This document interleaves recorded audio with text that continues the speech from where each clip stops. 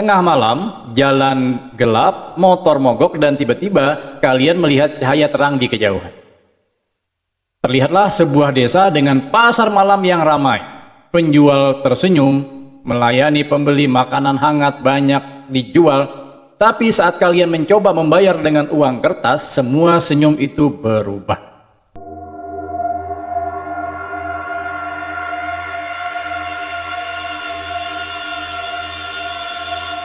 Ini cerita dari Kabupaten Kutai Barat. Jadi setiap malam Jumat Legi, ada sebuah pasar malam menyala di perbatasan Kutai Barat dan Mahakam Ulu. Ternyata lampu-lampu itu bukan dari listrik. Ini pengakuan dari seorang narasumber. Jadi dia mengatakan bahwa saya rasa tidak ada pengendara yang sengaja ingin bermalam di tengah hutan Kalimantan tanpa alasan tertentu. Tapi bayangkan ini. Tengah malam, jalan gelap, motor mogok, dan tiba-tiba kalian melihat cahaya terang di kejauhan.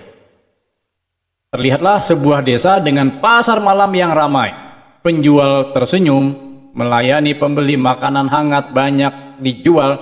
Tapi saat kalian mencoba membayar dengan uang kertas, semua senyum itu berubah. Lampu padam, suara menghilang, dan kalian sadar kalian tidak sedang berada di sebuah desa manusia. Jadi beberapa minggu lalu tim kami menerima sebuah email, ya, subjeknya hanya satu kata, yaitu Saranjana. Padahal kan Saranjana ini kan ada sebuah film yang terjadi di Banjarmasin, di Kalimantan Selatan. Tapi kita cobalah, kita lewatin. Isi emailnya nggak terlalu panjang, tapi membuat kita merinding membacanya. Pengirimnya seorang laki-laki bernama Padli, ya. Dia mengatakan bahwa dia adalah seorang sales spare part motor yang sering bepergian lintas kabupaten. Dia menulis begini, saya punya cerita yang tidak pernah saya ceritakan ke siapapun selama 6 tahun terakhir. Tapi malam ini saya mimpi lagi pintu kayu kuning itu, katanya. Saya takut kalau saya diam saja, saya akan ditarik kembali. Ini pengakuannya si Fadli. Kami langsung menghubungi Fadli melalui panggilan video call, ya. Sesuai janji sebelumnya, di layar tampak seorang pria berusia sekitar 45 tahun dengan sorot mata yang cekung, dia kurus sih. Awalnya dia ragu, bolak-balik melihat ke belakang kamera, tapi setelah kami meyakinkan bahwa kami hanya merekam cerita, bukan pemburu mistis, dia mulai berbicara pelan. Dan meminta kami tidak menyebutkan nama desa asalnya. Cukup panggil dia Padli, dan ini adalah kisah yang dia tuturkan kepada kami dalam beberapa jam, yang terasa seperti ikut tersesat dalam hutan yang dia ceritakan. Jadi Fadli ini mengaku bahwa sebelum tahun 2017 dia adalah tipe orang yang sangat rasional. Artinya hantu hanya ada di film menurut dia. Dan mitos desa hanya cerita pengantar tidur. Tapi satu malam di perbatasan Kutai Barat di Kalimantan mengubah seluruh peta keyakinannya. Dia bilang ada kejadian yang membuatnya tidak pernah lagi berani berkendara sendirian malam-malam. Bahkan sampai sekarang. Cerita ini terjadi pada tahun 2017, tepatnya di jalur Trans Kalimantan, jalur jalan negara, ya, di daerah perbatasan antara sebuah kabupaten namanya Kutai Barat dan Kabupaten Mahakam Ulu. Waktu itu Fadli sedang dalam perjalanan pulang tugas mengantarkan barang ke sebuah toko di pedalaman. Nah, biasanya dia menghadiri beberapa toko dan dia mencoba untuk menghindari perjalanan malam sebenarnya. Tapi kali ini motornya telat datang dari bengkel karena ada beberapa yang harus diperbaiki. Sehingga dia baru bisa berangkat itu sekitar jam 9 malam. Jalan itu sepi, kata Fadli. Hutan di kiri kanan begitu rapat hingga cahaya bulan nyaris tak bisa menembus hutan lebat tersebut. Karena dia hanya mengandalkan lampu motor, mulai redup. Nah, dia sudah merasa sangat capek, perutnya lapar, dan mengantuk. Dia mulai pasrah. Akhirnya dia stop di pinggir jalan. Tapi kemudian dari balik tikungan dia melihat sesuatu yang tidak masuk akal sebelum dia berhenti.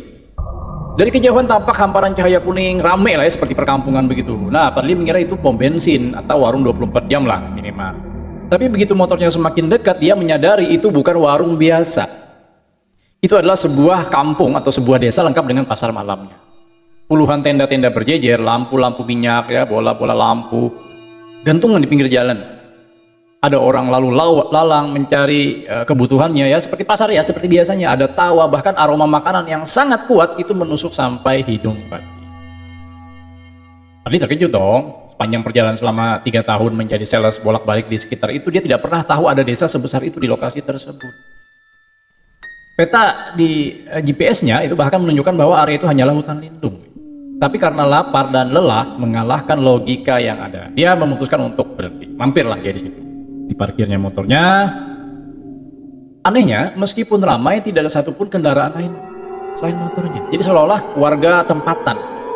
Mereka jalan kaki ke situ seolah-olah ya, jadi dari kendaraan lain. Tapi ya udahlah, cuek aja dia, tidak memikirkan hal tersebut. Dia berjalan masuk ke pasar. Begitu melangkah masuk, Fadli merasa ada yang aneh dengan udara di sekitar.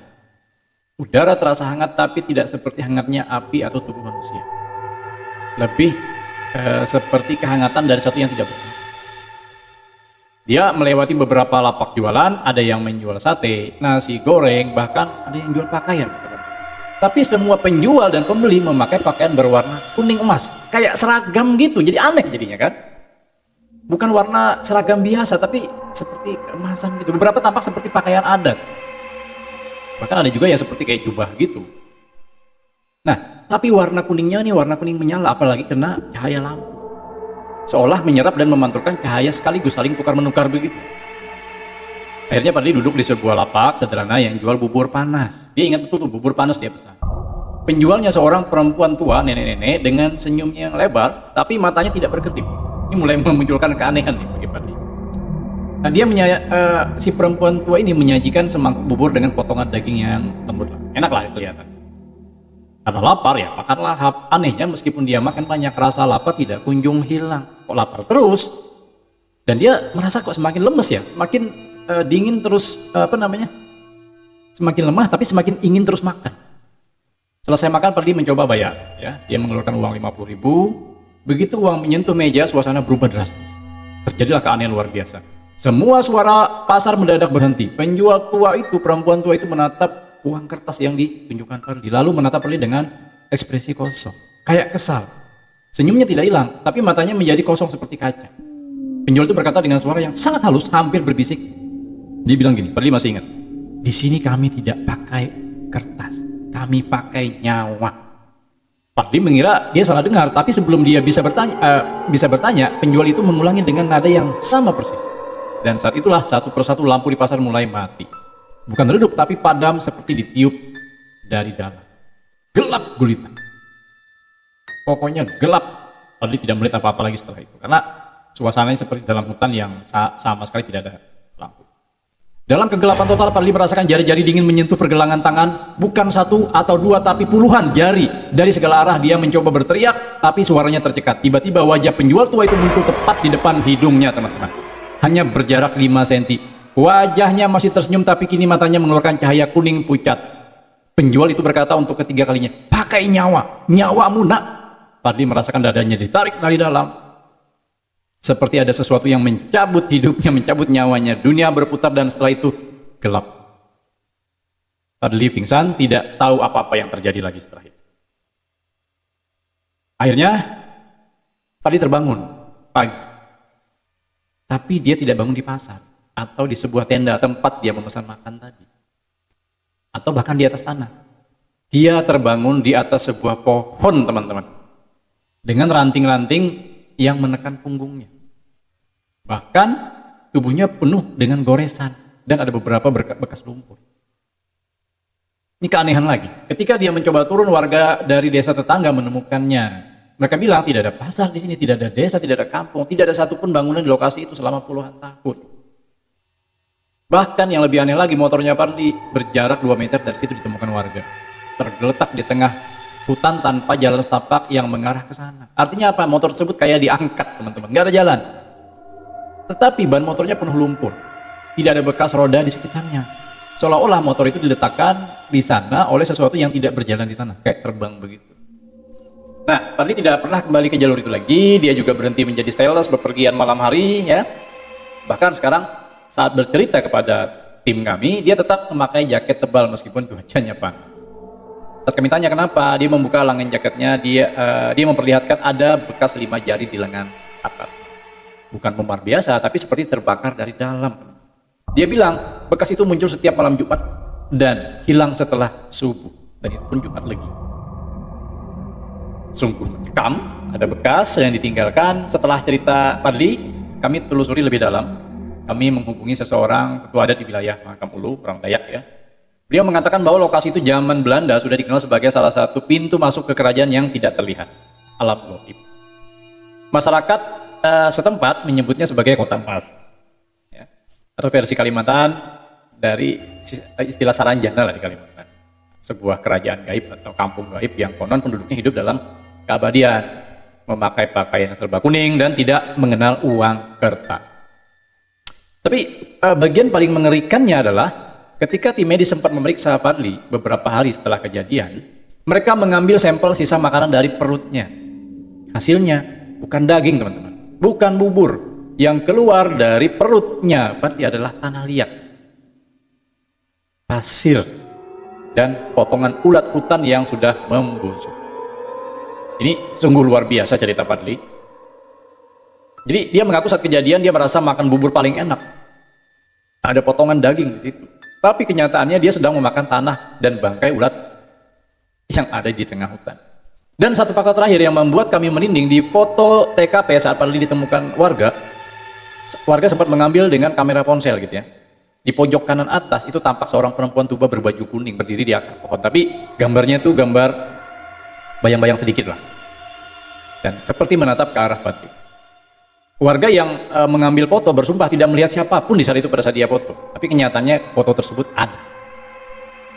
Nah, ini yang membuat fakta yang tidak bisa terbantahkan. Jadi setiap kali kalian melewati perbatasan di hutan, khususnya di Kutai Barat, atau bahkan sekedar berkendara malam di jalur yang sepi, ingatlah cerita Fadli, khusus warga Kutai Barat ini. Bukan untuk menakut-nakuti, tapi untuk mengingatkan ada tempat-tempat di dunia ini yang tidak terlihat di dalam peta, tidak tersentuh sinyal handphone, dan tidak menginginkan kertas sebagai alat pembayar. Jika suatu malam Anda berjalan, melihat ada sebuah pasar malam di tengah hutan, please jangan berhenti, jangan menoleh, dan jangan pernah sekalipun mencicipi makanan yang disajikan dengan senyum tanpa kedipan. Apa pendapat Anda tentang cerita Fadli? Pernahkah Anda atau kerabat Anda mengalami kejadian aneh di jalur Trans Kalimantan ya, dari jalur Kutai Kartanegara, Kutai Barat hingga Mahakam Ulu? Atau mungkin Anda punya cerita lain versi desa-desa gaib seperti ini? Tulis di kolom komentar, karena siapa tahu pengalaman kalian adalah peringatan untuk orang. Tetap waspada, jaga niat, dan jangan pernah lapar saat melewati hutan di malam Jumat. Apalagi malam Jumat lagi. Sampai jumpa di cerita berikut. Salam.